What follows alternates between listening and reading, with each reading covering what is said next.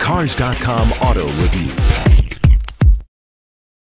Hi, I'm Joe Weisenfelder with Cars.com, and you know, there's something I got to show you about this 2012 BMW 328i, which was just redesigned. Come on inside.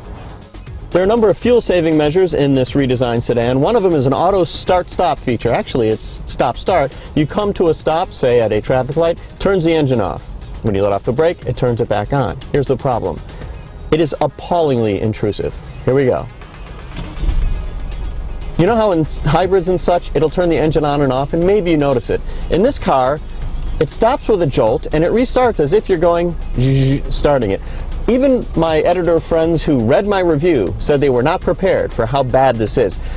Here's the best thing about it. There's a button right above the start engine button for when you get in that turns this feature off. I suspect most owners are going to get in the habit of going 1, 2, and forgetting it exists entirely. In fact, let's just start over. Hi, I'm Joe Weisenfelder with Cars.com. This is a redesigned 2012 BMW sedan.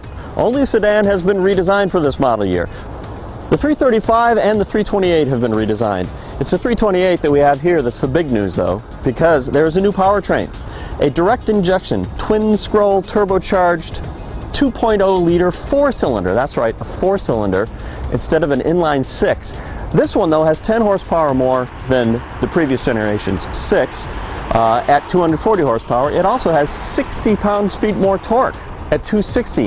It does 0 to 60 in less than 6 seconds. More than ever, you just don't need a 335. The 328 will do it.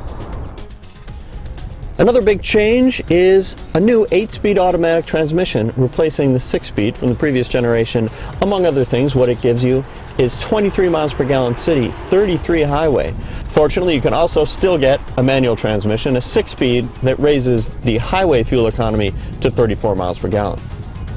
As of the sedan's launch, the 328 comes in essentially 4 trim levels. There's the base, and then there's 3 lines: modern, luxury, and sport. And you can see what they are by looking at the sill plate here, which is actually strange because when your luxury car says luxury on it, that's a little bit lame. Now, there's not much difference in the hardware between the base, the luxury, and the modern. They all have the same suspension. The sport rides a little bit lower and is firmer.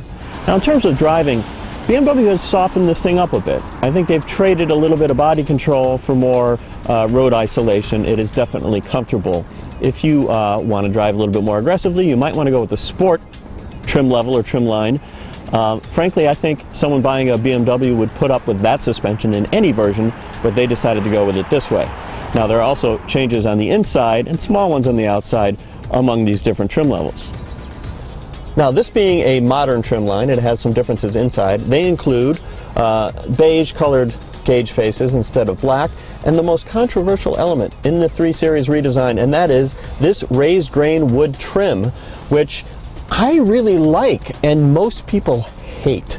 This is not an option aside from the trim level. If you don't like this stuff, you don't want to get the modern. Now, the other 2 optional trims, the luxury has conventional gloss wood trim, and the sport has real aluminum trim. Both of those look good. The interior quality is quite good across the board on these levels, and I noticed you even get some nice soft touch material all the way down on the doors all the way. One thing that's not as impressive is the regular base 328, because it has some of that faux metal plastic stuff, and it also has vinyl seats. I'm going to direct you to my full review to get some details on how you can interface your iPhone with the system, get this nice big display, integrate stuff like Pandora Internet Radio. But before we move on, I have to show you one thing. Look, the 3 Series finally has real cup holders. The Germans were so against cup holders that for a while they didn't have them, and then they had really bad ones.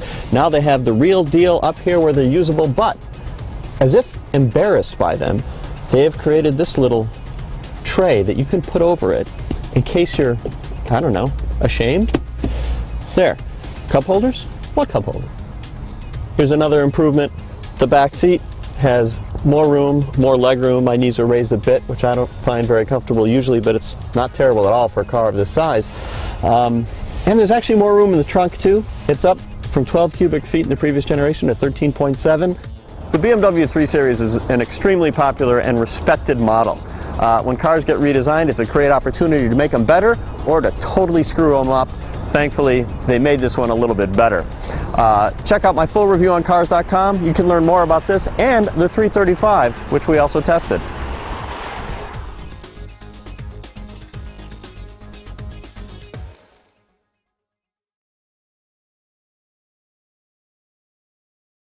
For more car-related news, go to Cars.com or our blog, KickingTires.net.